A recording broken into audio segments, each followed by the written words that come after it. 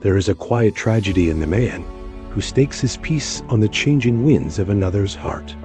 We often confuse intensity with connection. We mistake anxiety for passion.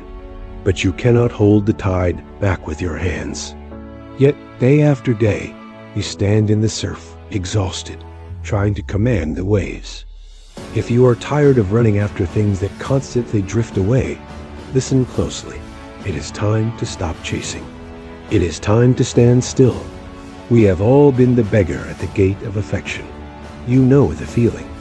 It is the tightness in the chest when silence stretches too long. It is the forensic analysis of every word spoken, searching for hidden meaning, looking for signs of safety. You shape-shift. You edit your soul to fit a mold you think will be loved. You trade your dignity for a moment of reassurance. This is not about the women in your life. This is about you. It is about the terror of the void. When we chase, we are admitting a profound deficit. We are saying, I am not enough on my own. I need your reflection to know I exist. It is a heavy way to live, anchored not to the bedrock of your own character, but to the drifting mood of someone else. When you hand over the keys to your emotional state, you become a passenger in your own life. And passengers have no control over the destination. The Stoics understood this thousands of years ago. They did not speak of dating strategies or games. They spoke of the soul. They knew that freedom is impossible if your happiness is mortgaged to external events. Epictetus, the slave who became a master of philosophy, drew a line in the sand. He taught the dichotomy of control. He said, some things are within our power, while others are not.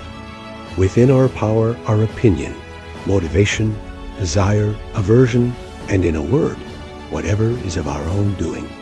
Not within our power are our body, our property, reputation, office, and in a word, whatever is not of our own doing. When you chase someone's affection, you are trying to control what is not yours. You are warring against reality. And a war against reality is a war you will always lose. Seneca saw the anxiety that plagues us. He warned, we suffer more often in imagination than in reality. How many nights have you lost to scenarios that never happened? To fears of abandonment that exist only in your mind? You create a storm in a teacup and then drown in it. And consider Marcus Aurelius, the emperor of Rome, a man who could command armies, yet knew he could not command a single human heart to love him. He wrote to himself, be like the cliff against which the waves continually break, but it stands firm and tames the fury of the water around it. You must be the cliff. The cliff does not beg the waves to come. It does not chase the waves when they recede. It remains. It endures. It is defined by its own solidity, not by the water that surrounds it. So, how do we apply this? How do we stop the chase? It begins with a shift in gravity. You must move the center of your universe back inside your own chest. This is not about becoming cold. A stone cannot love. A Stoic loves deeply, but he loves from a place of sovereignty, not starvation. You stop chasing, you stop performing. You offer presence, not pressure. You realize that you cannot lose what you never truly own.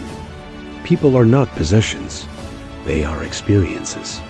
You appreciate the sunset, but you do not try to put it in your pocket. You let it be. When you operate from this place, your relationships change. You no longer extract validation, you share value. If she stays, you are content. If she leaves, you are whole. Your dignity is no longer up for negotiation. True power is not forcing someone to choose you. True power is knowing that if you are not chosen, you remain entirely intact.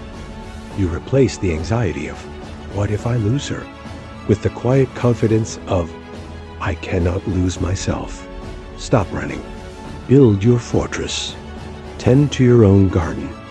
Let the world come to you, or let it pass you by.